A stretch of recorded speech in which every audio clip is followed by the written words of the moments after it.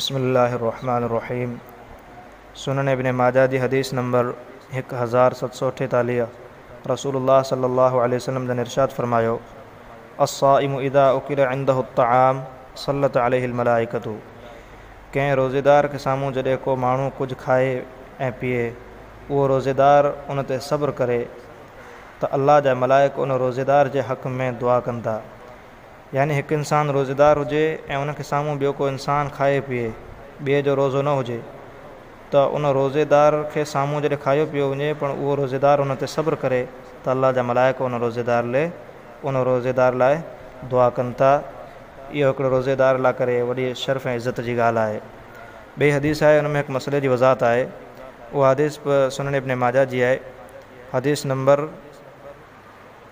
1673।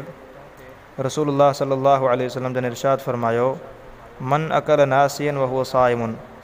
जेको इंसानु रोज़े जी हालत में भुल में खाई पी वञे, फल युतिम सौमहु फ इन्नमा अतअमहुल्लाहु व सक़ाहु।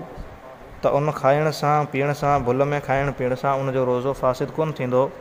उहो इंसानु पंहिंजो रोज़ो मुकमल करे, ऐं जेको इहो भुल में उन खाधो या पीतो त उनखे इहो अल्लाह पाक खारायो ऐं अल्लाह पाक पीआरियो उनखे, इन सां रोज़ो फ़ासिद कोन थींदो जॾहिं इंसानु भुल में खाए।